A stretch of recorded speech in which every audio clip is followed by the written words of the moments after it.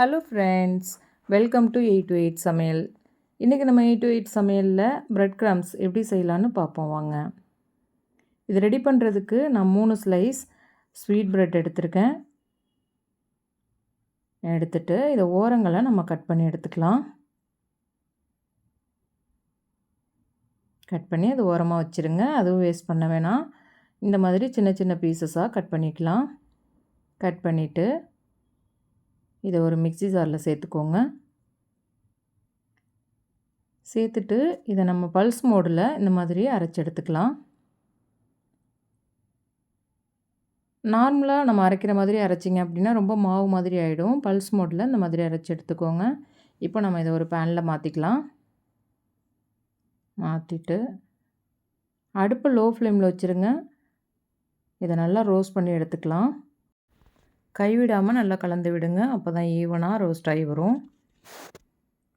பாருங்கள், நல்லா ரோஸ்ட் ஆகிருச்சு. இப்போ நம்ம இதை வேறு பிளேட்டுக்கு மாற்றிட்டு ஆற வச்சுக்கலாம். இது ஆறட்டும்.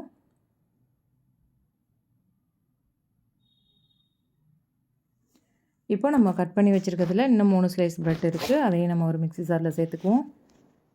சேர்த்துட்டு நம்ம பல்ஸ் மோடில் இந்த மாதிரி விட்டு விட்டு அரைச்சிக்கோங்க. இது ஏன் நான் மறுபடியும் காமிக்கிறேன் அப்படின்னா, நீங்கள் நார்மலாக அரைச்சிட்டிங்க அப்படின்னா ரொம்ப மாவு மாதிரி ஆகிடும். இப்போ இதை பேனில் மாற்றிக்கலாம்.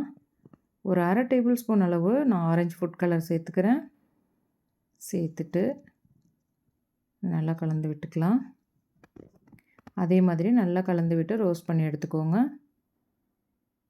பாருங்கள், நல்லா ரோஸ்ட் ஆகிடுச்சு. இப்போ நம்ம இதையும் வேறு பிளேட்டுக்கு மாற்றிட்டு நல்லா ஆற வச்சு எடுத்துக்கலாம். பாருங்கள், நல்லா கிறிஸ்பாக இருக்குது. இப்போ நம்ம ஓரங்களை கட் பண்ணோம் இல்லையா, அதையும் நம்ம கடைசியாக மிக்ஸி ஜாரில் சேர்த்துக்குவோம். சேர்த்துட்டு அதே மாதிரி அரைச்சி எடுத்துக்கலாம். எடுத்துட்டு அதே மாதிரி நம்ம இதையும் ரோஸ்ட் பண்ணிக்குவோம். இப்போ இதில் 1 ஸ்பூன் மிளகுத்தூள், அரை ஸ்பூன் அளவு உப்பு சேர்த்துக்கிறேன்.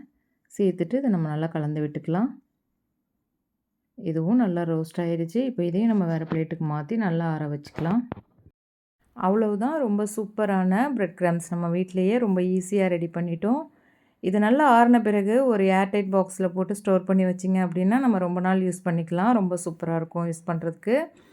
நீங்களும் இது மாதிரி ரெடி பண்ணி பாருங்கள். உங்களோட அனுபவத்தை எங்கூட கமெண்டில் ஷேர் பண்ணுங்கள். இந்த வீடியோ உங்களுக்கு பிடிச்சிருந்தா 828 சமையலுக்கு லைக் பண்ணுங்கள்.